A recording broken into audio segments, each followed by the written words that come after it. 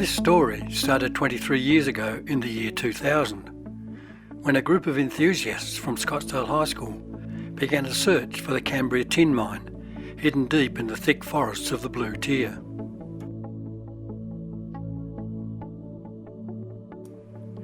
The Blue Tier in Tasmania's northeast is rich in tin mineral deposits.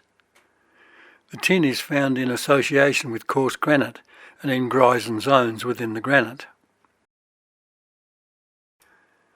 In the year 2000, we searched for the Cambria mine led by Neil Grose, whose father and grandfather worked the mine many years ago. We started our search from the Lotta Road and followed an old track down the hillside to the side of the two sets of stampers. From memory, it seemed a fairly easy downhill walk. The Cambria Tin Mine started operations in 1880 after crystalline tin was discovered in nearby Waratah Creek. By 1890, the old company ceased operations after about 400 tonnes of tin had been won from surface diggings. 1.5 tonnes had been recovered by Chinese tributors. Between 1890 and 1959, a number of companies were formed to extract tin from lodes and by sluicing.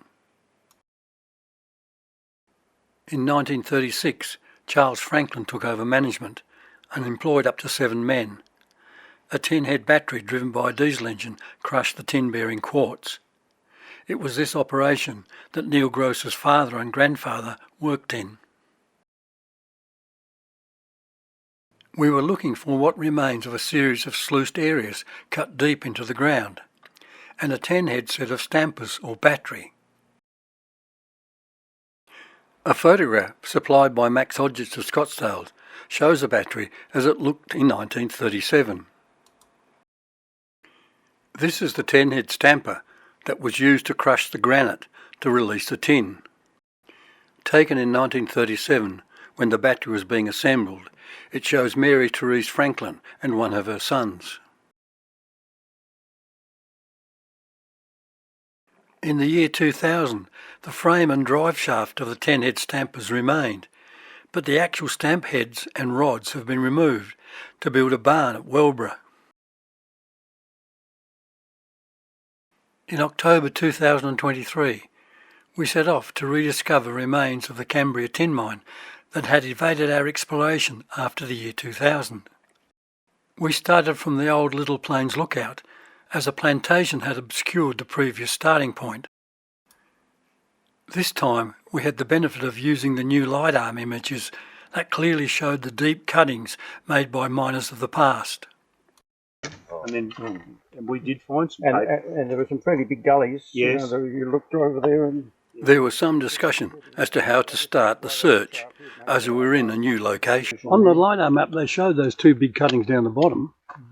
They're really big. Those big scout out. Big scout areas. Yeah, that's Those down the bottom, yeah. I've never been across that creek. Never been to the ferns and go. Yeah, sounds like a plan. Trevor ahead. All right. Trevor in the lead. Good idea with that. Right. I'm following. I got the camera.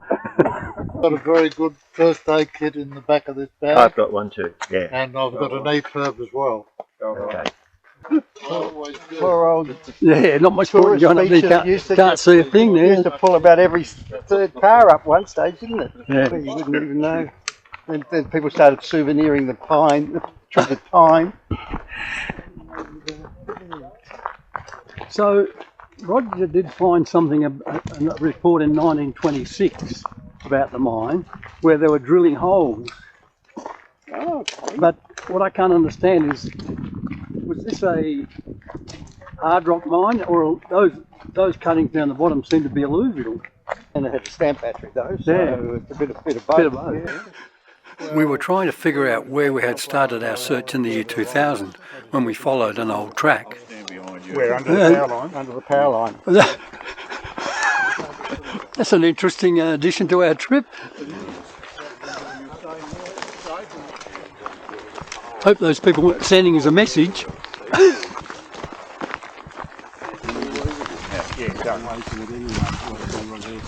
Yeah.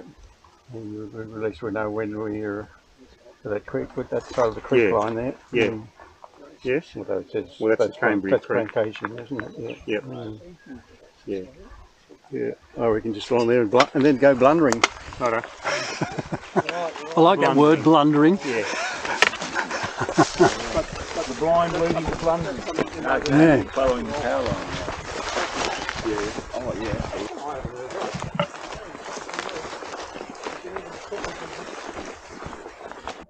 We turned off the power line clearing and headed into the bush to where the stampers should be. Bruce Scott was asking about my previous encounter with wedge-tailed eagles that attacked my drone. Well, it did. The drone got attacked by the eagle and actually flew away with it for a while. Yep. All the propellers were broken. The ends of the propellers were snapped off. You could see. It's probably only 5 minutes ago.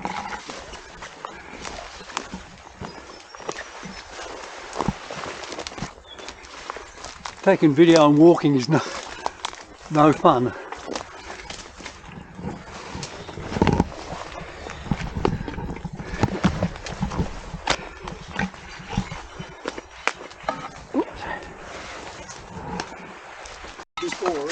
Although we tried to maintain direction, we frequently had to detour around fallen and thick vegetation. She's nearly sick to suck me boots off.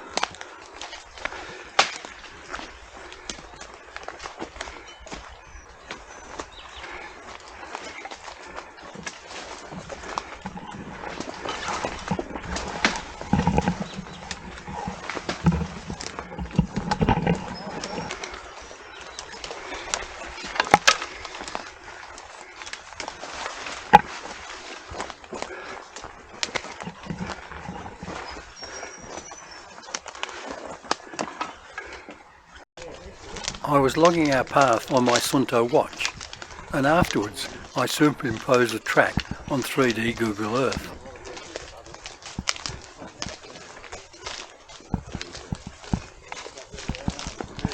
Okay.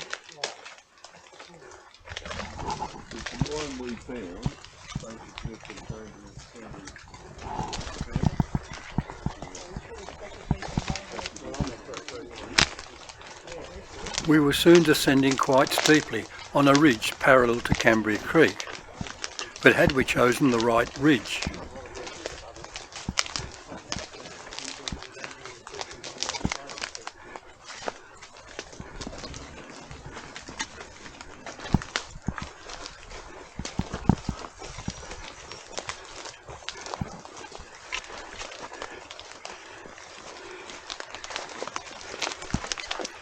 There was supposed to be a track down to the Cambria mines, but at this stage we didn't see any signs of it. Were we going to miss the mines like we had on some previous visit? So far we had seen no signs of any mining activity.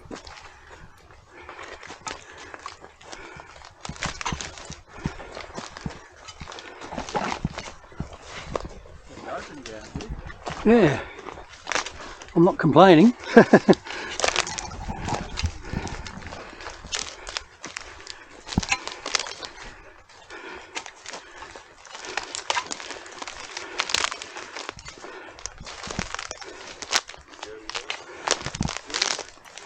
We had moved off the ridgeline and were now descending into the gullies where the stampers were located.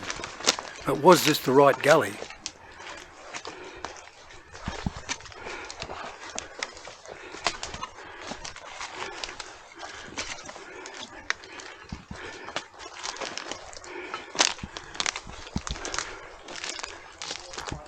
Quite suddenly, the vegetation changed to a more open area that might be more promising. A quick shout had me heading to where the group were inspecting something on the ground, maybe the first signs of mining. Over there.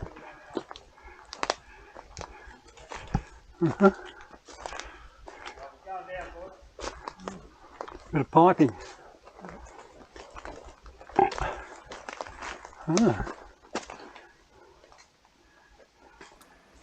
This was the rusting remains of a thin-walled siphon that probably carried water from a nearby creek to drive the Pelton wheel that drove the 5-head stampers of the North Cambria mine that we had found in the year 2000.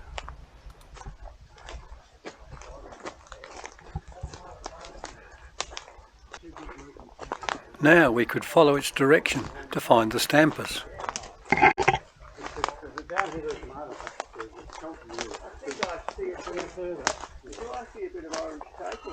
Yep, I can see it from here. At this point, we probably missed the location of the 10-head stampers, as they were in a different gully to the west of our location.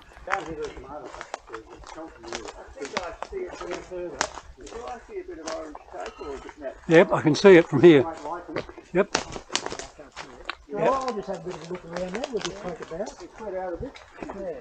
We also saw pink tape, indicating location of previous explorations. Hopefully, it would guide us to the stampers. You're being called, rebel.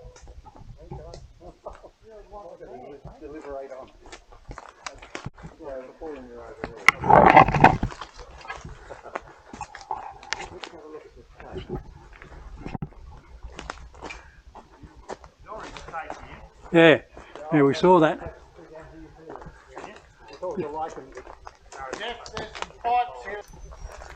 We were now walking along the edge of a steep drop-off, probably part of an old sluicing operation. Below us, we expected to find the stampers.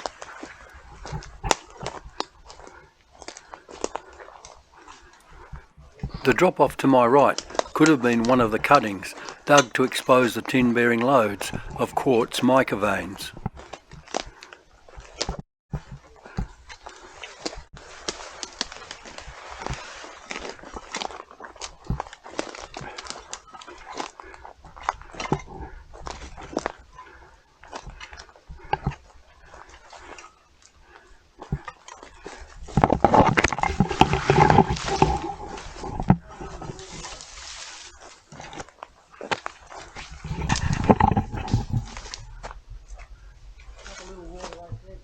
Yeah. Yeah, I think we did. There's a bit of piping up there too. Yeah. Yep. Not quite, Chinese campsite. No.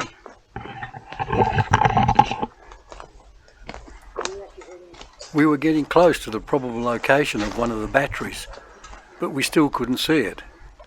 There are a number of raised earthworks indicating mining activity.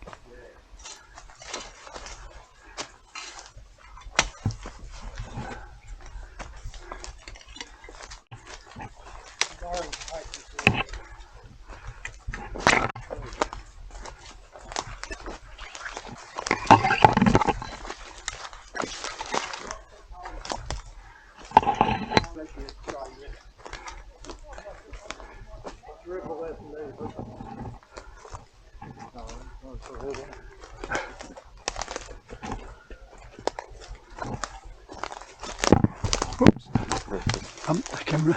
I can see Rebel being more of the bush bash just going where his nose leads him. Yeah. We descended into the sluiced area, assuming the stampers would be at the lower end of the workings.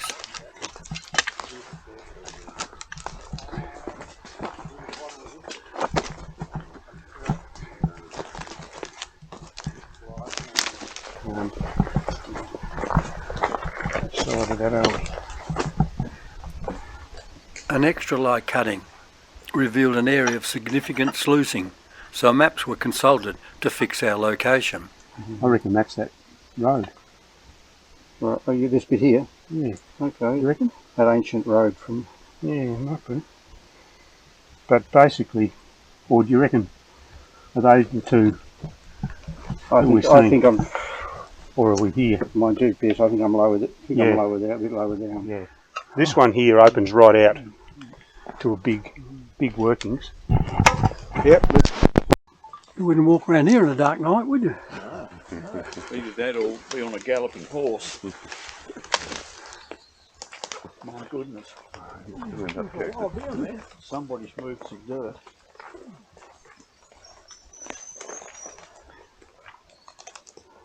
Keep on going down, really.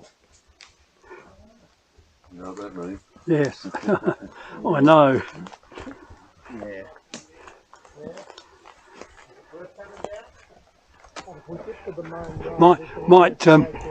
Might pay to walk out to the road and walk back up the road.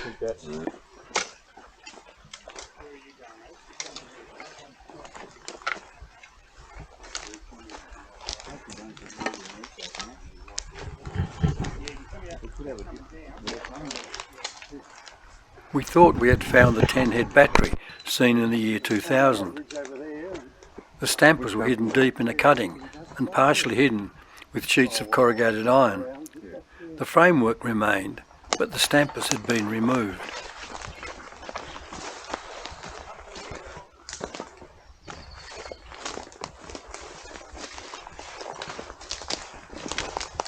However, on closer inspection, we had found the 5-head stampers that had been driven by water and a Pelton wheel.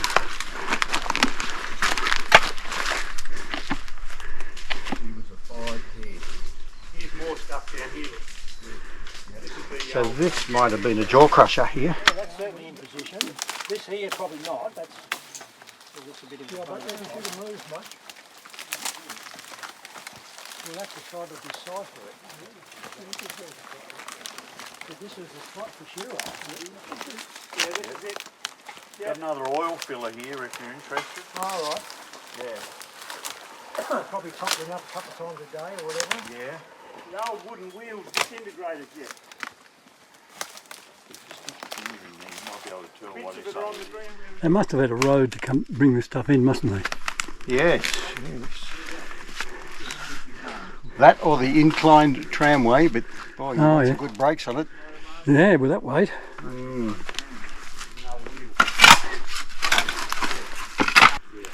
Jaw crusher. Pretty decent flywheels on it.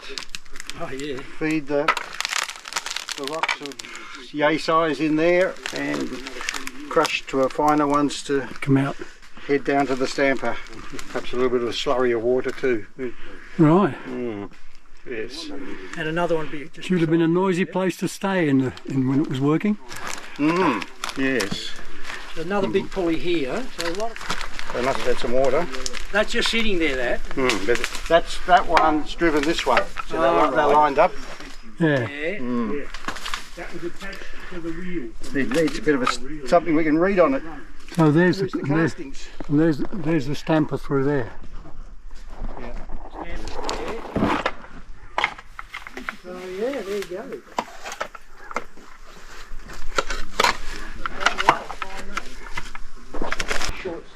Unfortunately, wooden parts of the battery had broken away, probably caused by a falling tree, and the area was covered by vegetation.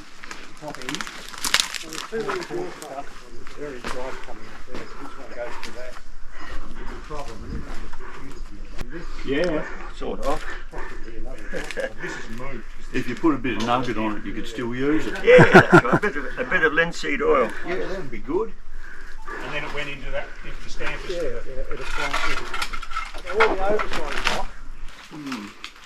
Yeah, 5-head. Salisbury Foundry, they made some stuff, didn't they? Yeah, some parts of it lasting well, haven't they? Yeah. Does it say where it was made? Salisbury, All right. Launceston. You see the burner up in, where is it? Between Cheers, above the Duke at it. Cheers, above the Duke at it. No, I was careful.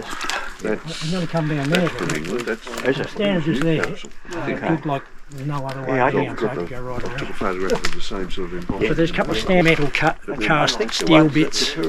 Track. A couple of dozer tracks. They could have been the tracks they brought it in on. They're old tracks. There's two of them that converge right at the same point. So they come down separately. And Wonder which way do they go? well, they just go away that way, Right. Foundry but they both merge just here.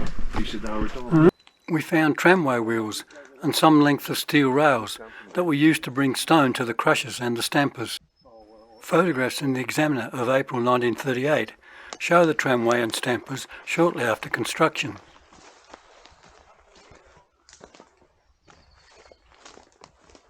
This map, drawn by Greg Chapman using previous surveys, gives an excellent idea of the workings and the features of the North Cambria mine.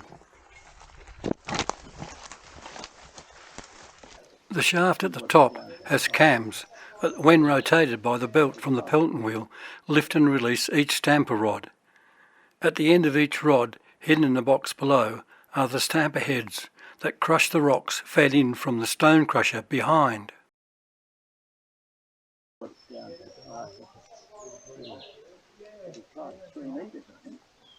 Finishing our examination of the stampers, we headed further south, downhill, to explore two very large sluicing operations at the bottom of the valley that stood out on the LiDAR images.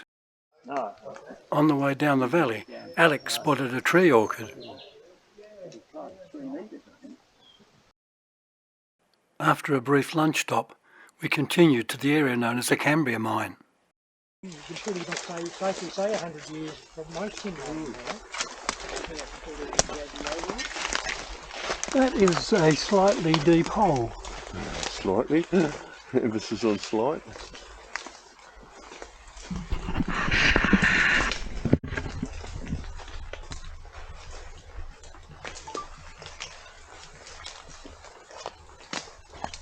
Emphasis on slight.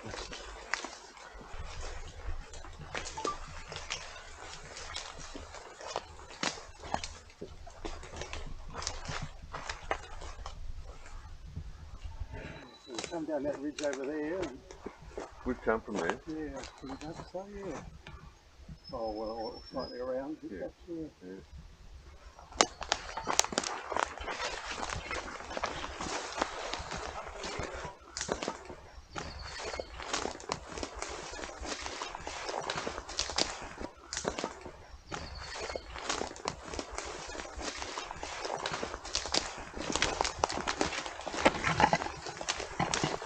Rather than climb back up the hill to our starting place, we searched for a road marked on some maps that would lead us to the Tasman Highway along the contour lines.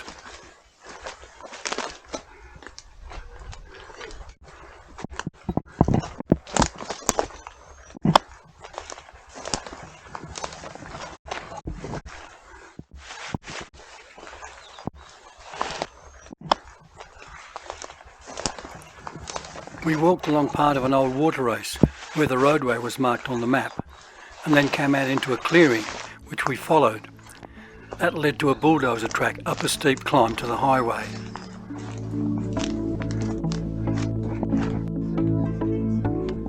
Craig and David very kindly offered to walk back to collect the cars, which was a great relief for some of the oldies.